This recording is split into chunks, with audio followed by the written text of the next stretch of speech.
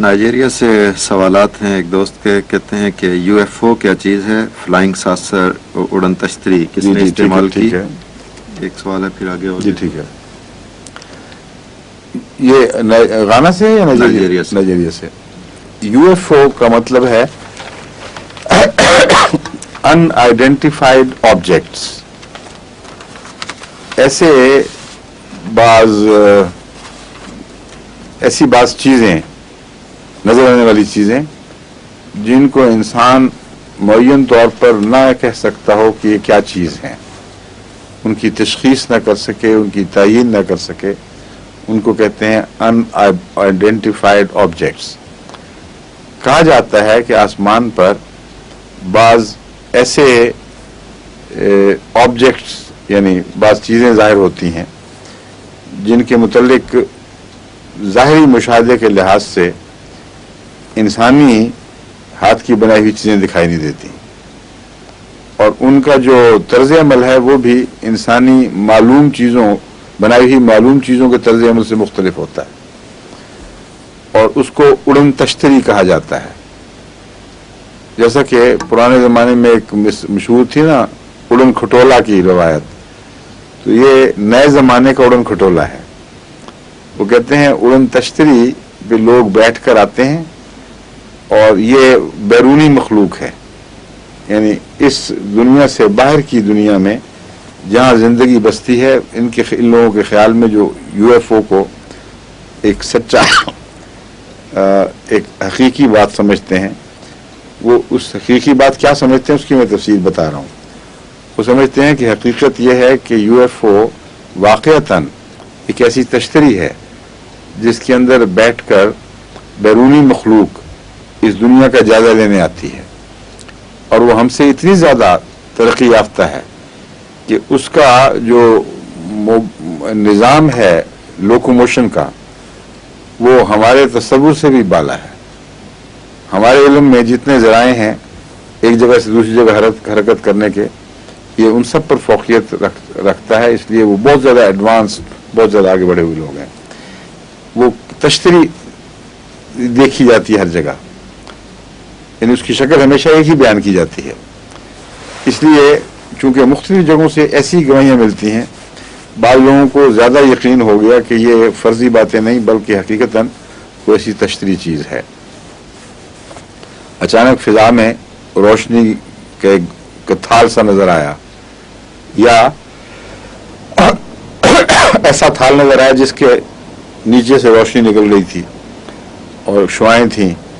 وہ اترتے ہوئے کہیں دیکھا، پھر اٹھتا ہوا دیکھا، تو اس پر یہ خیال ہے کہ یہ یو ایف او یعنی ان آئیڈینٹیفائڈ آبجیکٹ ہے جس میں بیرونی مخلوق آتی ہے. یہ مختلف ممالک میں دکھائی دیے گئے ہیں یا بیان کیے جاتے ہیں، لیکن کسی حکومت نے اپنے بیان میں آج تک اس کو تسلیم نہیں کیا، اور کسی حکومت کی طرف سے کوئی کارروائی ریکارڈ نہیں ہوئی کہ اڑن تشتری ظاہر ہوئی ہو اور اس خطرے میں کہ دشمن نے کوئی جاسوس بھیجا ہو، اس کا کسی حکومت کے جہازوں نے یا راکٹوں نے تتبع کیا ہو، اس کے پیچھے بھاگے ہوں. ایسا کوئی واقعہ ریکارڈ نہیں ہے، آج تک کوئی ایسی خبر نہیں جو قطعی اور یقینی ہو. اس لیے یا تو یہ توہمات کی دنیا ہے، اور یا پھر جو سوچیں ہیں بعض دفعہ وہ توہمات کی دنیا. ایک تو یہ ہے نا کہ سوچ کے انسان کو خیال پیدا ہو جاتا ہے کہ ہو گیا ہے، اور جھوٹ بھی بنا لیتا ہے، وہ تو توہم ہے. بعض دفعہ وقتی طور پر ایک یقین کی وجہ سے کچھ نظارے اور دکھائی دے رہے ہوتے ہیں، اس کا ذہن ترجمہ اور کر رہا ہوتا ہے، وہ جھوٹ نہیں ہے. مثلا کئی دفعہ چاند دور سے دکھائی دے تو وہ چھوٹا دکھائی دیتا ہے. کئی دفعہ موسم ایسا ہوتا ہے کہ چاند اچانک بہت بڑا دکھائی دینے لگتا ہے، اور اگر وہ دھند میں سے ہو تو وہ تشتری بھی دکھائی دے سکتا ہے. جہاز آتے جاتے ہیں، ان کی روشنیاں مختلف قسم کی ہوتی ہیں. بعض حالات میں ایک جہاز آ کے گزرتا ہے تو وہ لگتا ہے کہ عام جہاز نہیں بلکہ ایک روشنی کی دائرہ سے گزرا ہے. لیکن محض یہ کافی نہیں، کیونکہ جو رپورٹیں میں نے اس پہ پڑھی ہیں ان سے یہ قطعی طور پر ملتا ہے یا تو وہ جھوٹے ہیں یا کوئی ایسی بات ہے جس کی ابھی تک انسان کو سمجھ نہیں آئی، اور ان میں بعض ایسے بھی ہیں جو میرے نزدیک جھوٹے نہیں کہلا سکتے. مثلا ایک موقع پر ہمارے ڈاکٹر سعید صاحب، وہ آج کل بیمار ہیں، اللہ تعالیٰ انہیں شفا کاملہ عطا فرمائے، ان کی بیگم سعیدہ سلمہ مبارکہ سعید نے مجھے بتایا، پہلے ان کے بیٹے نے بتایا، بعد میں انہوں نے اس بات کی تصدیق کی کہ انہوں نے بھی ایک اسی قسم کا واقعہ موٹر میں چلتے ہوئے دیکھا، اور اس کی کوئی اور توجہ درست قرار نہیں پاتی، اور نہ وہ ہوائی جہاز تھا، نہ وہ چاند تھا، نہ وہ کوئی اور ایسی روشنی تھی جو فضا میں بعض دفعہ غبارے کے ذریعے پیدا کی جاتی ہے یا آتش بازی کے ذریعے پیدا کی گئی ہو. وہ ایسی روشنی تھی جو ساتھ چلی ہے، خاص ڈسک تھی اور کسی جگہ پھر اتری ہے. تو اس قسم کا واقعہ انہوں نے دیکھا، اور بھی بہت سے لوگ یہ واقعات دیکھتے ہیں، چونکہ ساری دنیا میں یہ گواہی مل رہی ہے کہ ایسی چیزیں ہیں. اس لیے ہم زیادہ سے زیادہ یہ کہہ سکتے ہیں کہ اگر کوئی ذہن پر کوئی اثرات ہیں کسی وجہ سے، تو وہ نوعیت ان کی عالمی ہے. لیکن یہ کہنا کہ اس میں کوئی غیر ملکی مخلوق موجود ہے، یہ اکثر کہانیوں سے تعلق رکھتی ہے بات، کیونکہ جہاں جہاں تحقیق ہوئی ہے وہاں وہ غلط نکلی ہے بات.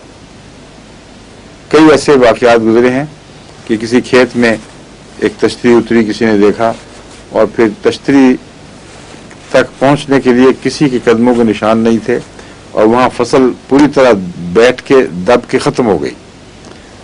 تو اس پر لوگوں نے کہا کہ یہ تشتری کا ثبوت ہے.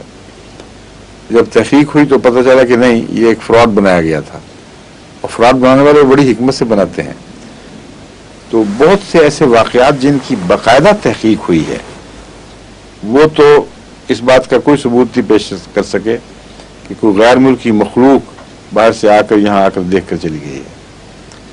لیکن جہاں تک قرآن کریم کا تعلق ہے، اس امکان کو ہم رد نہیں کر سکتے کہ دنیا میں اور جگہ مخلوقات ہوں، ان کا زمین سے رابطہ ہو.